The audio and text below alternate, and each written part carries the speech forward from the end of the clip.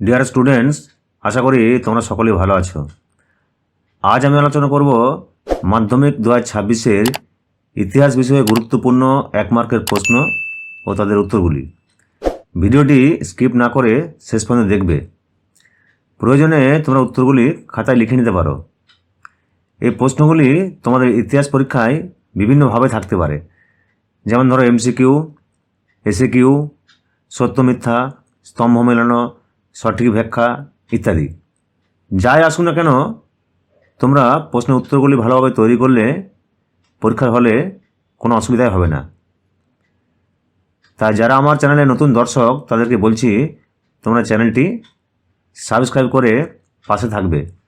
তাহলে 2026-এর মাধ্যমিক পরীক্ষার গুরুত্বপূর্ণ সাজেশনগুলি পাওয়ার জন্য তোমাদের কোনো অসুবিধা হবে না। এবার আসছি আসল বিষয়ে। 1 মার্কের গুরুত্বপূর্ণ প্রশ্নের প্রথম প্রশ্ন রয়েছে, নীলদর্পণ নাটকটির রচয়িতা কে? নীলদর্পণ নাটকটির রচয়িতা হলো দীনবন্ধু মিত্র।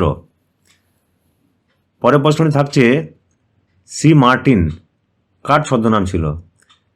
সি মার্টিন ছদ্মনামটি ছিল মানবেন্দ্রনাথ রায়ের। 3 নম্বর প্রশ্ন রয়েছে, বন্দে মাতরম সঙ্গীতটি কত খ্রিস্টাব্দে রচিত হয়? বন্দে মাতরম সঙ্গীতটি 1875 খ্রিস্টাব্দে রচিত হয়, আর এটি রচনা করেন বঙ্কিমচন্দ্র চট্টোপাধ্যায়।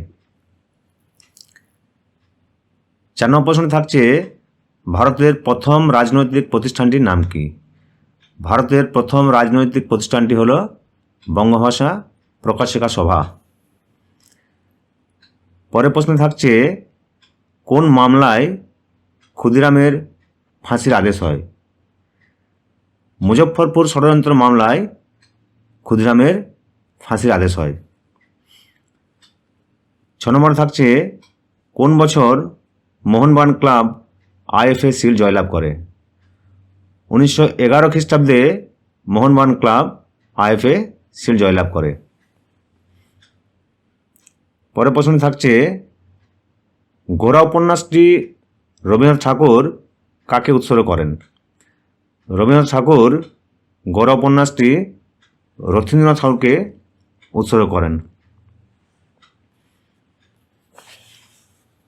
8 নম্বরে থাকছে, এশিয়াটিক সোসাইটি কত খ্রিস্টাব্দে স্থাপিত হয়? এশিয়াটিক সোসাইটি স্থাপিত হয় 1784 খ্রিস্টাব্দে। পরের প্রশ্ন থাকছে, ভারতে বিপ্লবী আন্দোলনের প্রথম নারী শহীদ কে ছিলেন? ভারতে বিপ্লবী আন্দোলনের প্রথম নারী শহীদ ছিলেন প্রীতিলতা ওয়েদেদার। 10 নম্বর প্রশ্ন থাকছে, এ ট্রেন টু পাকিস্তান এই বইটি কার লেখা? এ ট্রেন টু পাকিস্তান বইটি খুশবন্ত সিংয়ের লেখা। পরের প্রশ্নটি থাকছে, ভারত সভা কত খ্রিস্টাব্দে প্রতিষ্ঠিত হয়? ভারত সভা প্রতিষ্ঠিত হয় 1876 খ্রিস্টাব্দে। পরে থাকছে, নারী কর্মমন্দির কে প্রতিষ্ঠা করেন? নারী কর্মমন্দির প্রতিষ্ঠা করেন উর্মিলা দেবী। বর্তমান ভারত বইটি কার লেখা?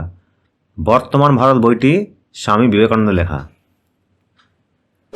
পরে থাকছে, ব্রিটিশ পার্লামেন্টে ভারত শাসন আইন কবে পাস হয়?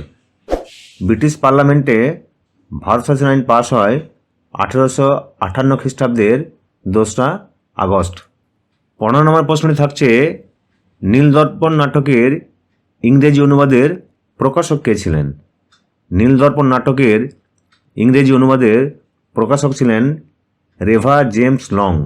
16 নম্বর প্রশ্নে থাকছে, আনুষ্ঠানিকভাবে হায়দ্রাবাদ কবে ভারত ভুক্ত হয়? হায়দ্রাবাদ আনুষ্ঠানিকভাবে 1950 সালের 26 জানুয়ারি তারিখে ভারতভুক্ত হয়। 17 নম্বর প্রশ্ন থাকছে, স্বদেশ বান্ধব সমিতি কে গঠন করেন?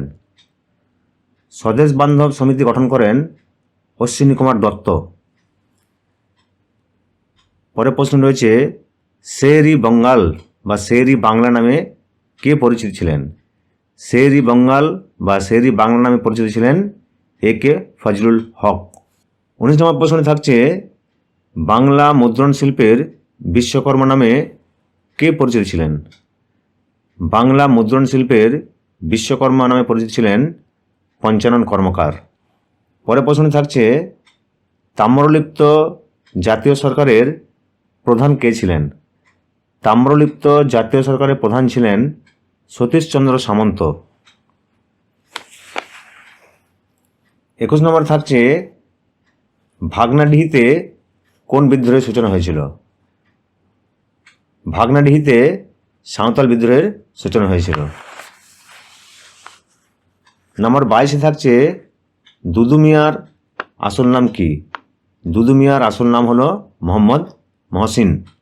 23 নম্বর প্রশ্ন রয়েছে, নববিধান কে প্রতিষ্ঠা করেন? নববিধান প্রতিষ্ঠা করেন কেশবচন্দ্র সেন। পরের প্রশ্নটি থাকছে, ভারতের লৌহ মানব কাকে বলা হয়? ভারতের লৌহ মানব বলা হয় সর্দার বল্লভভাই প্যাটেলকে।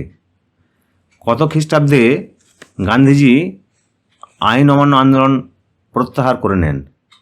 গান্ধীজি 1934 খ্রিস্টাব্দে আইন অমান্য আন্দোলন প্রত্যাহার করে নেন। পরের প্রশ্ন থাকছে, পুরুলিয়া জেলাকে কবে পশ্চিমবাংলার সঙ্গে যুক্ত করা হয়? পুরুলিয়া জেলাকে 1956 খ্রিস্টাব্দে পশ্চিমবঙ্গের সঙ্গে যুক্ত করা হয়।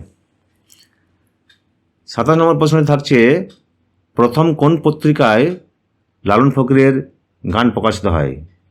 গ্রামবার্তা প্রকাশিকা পত্রিকায় লালন ফকিরের গান প্রথম প্রকাশিত হয়। পরের প্রশ্ন থাকছে, রাজ্য পুনর্গঠন আইন কত সালে গঠিত হয়? রাজ্য পুনর্গঠন আইন 1953 খ্রিস্টাব্দে গঠিত হয়। 29 নম্বর প্রশ্ন রয়েছে, ভারতে হাফ টোন প্রিন্টিং পদ্ধতি কে প্রবর্তন করেন? ভারতে হাফ টোন প্রিন্টিং পদ্ধতি প্রবর্তন করেন উপেন্দ্রকিশোর রায়চৌধুরী। শেষ প্রশ্নটি রয়েছে, সাঁওতাল সম্প্রদায়ের আদি নাম কী ছিল? সাঁওতাল সম্প্রদায়ের আদি নাম ছিল বা আদি নাম খেরোয়ার। যদি ভিডিওটি তোমাদের ভালো লাগে তাহলে লাইক করবে। তোমাদের যে কোনো রকম প্রশ্নের জন্য কমেন্ট বক্সে লিখে জানাবে। আর যারা আমার চ্যানেল নতুন দর্শক তারা অবশ্যই চ্যানেলটিকে সাবস্ক্রাইব করে রাখবে। ধন্যবাদ।